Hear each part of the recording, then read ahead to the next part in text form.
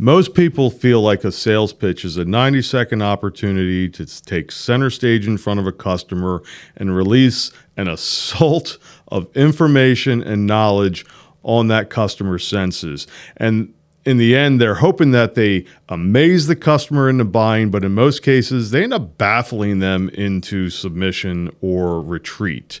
If this is you, stop doing that right now.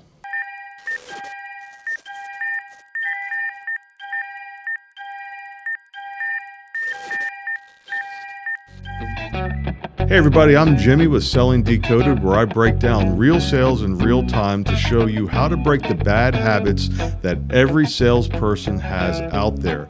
That way you can get on to closing more sales and making more money so you can live the best life you can possibly live. Today we're talking about pitches. There's a big misconception of what a pitch is and what it's meant to do. So the sales pitch has so many purposes on the entire customer journey that it alone can make or break the success or failure of a sale. When a pitch is done properly, it touches every single step of the sales process, and it's never stand up and make your best pitch or presentation on center stage. If you're expecting that pitch or presentation to close that sale, you have really not done the work it's going to take to close that sale, and you shouldn't expect to. That pitch is woven into the entire sales process at every step along the way.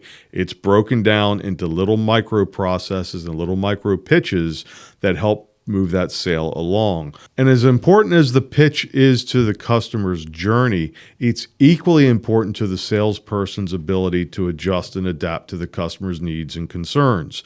If you're not adjusting, then you can believe that your customer isn't buying either. Most salespeople think that a pitch is their opportunity to talk. It isn't. Talking is the enemy of every sale and every salesperson. Too many people think talking is the free pass to talk until you just can't talk anymore. You're going to just give the customer everything you know and flex your product positioning and power right there on center stage. It's not the opportunity to show product superiority. No, it's the opportunity for you to break your pitch down along the customer's journey in little micro opportunities, little micro pitches to help them understand how your product fits perfectly into solving their problem.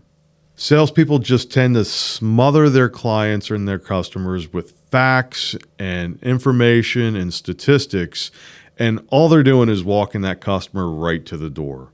And that's a bad pitch. A customer can get overwhelmed really fast. They start to feel like they're standing there and you don't even see them. You're talking at them, not to them. You're not having a conversation with them. You're not educating them. And that's the opposite of what you should be doing with your customer. It turns into a lecture, not a conversation. If you see yourself as a pitch man that can deliver the perfect pitch, well, at the end of that, if that customer's standing there glazed over, they ask for a little space, they need some time to think about it, they need a break, you've pretty much overwhelmed them and they're shutting down, and most likely that sale's walking out the door. It proves you truly don't understand the technique and the purpose of a pitch and how to apply it to the customer's journey. A pitch should be the key to the flow of the sale of the customer's journey. It's a vital part of the process. If you've watched any of my videos in the past, you know process. I believe everything that's involved in making a sale is about having a process, and a pitch is part of a micro process. The overall sale has a process to it. And in there, that's broken down into steps. And each step is a series of micro processes that make sure you're checking off boxes to move that sale forward. The better your process, the quicker you can acknowledge you've checked that box, now we can move to here. And when you've mapped that path out, you can see the finish line and you can see when you need to spend a little more time with the customer. A pitch that just steps up and just bombards a customer puts them in shell shock. So you need to understand how to apply the pitch to the overall process, because that pitch is in every step of the overall process. So I'm going to break these 3 steps down in another video, but first I need to show you what a bad pitch looks like. But to make sure you don't miss any of this information, take a minute, pause, subscribe, like, comment, let me know what you think. Hit the notifications button so when I post a new video, you don't miss it, because you're missing out on valuable tools and information that are going to help you move sales along faster, which means you're going to close more sales and make more money. But for now, I'm going to give you a little bit of homework. What I want you to do is actually write down your pitch, whatever product or service you sell. And if you sell a ton of different things, pick the one that is your commodity, the one that you sell the most, your bread and butter. Write down that pitch word for word. And then I want you to give it to a friend or a coworker that you trust and have them read that pitch back to you.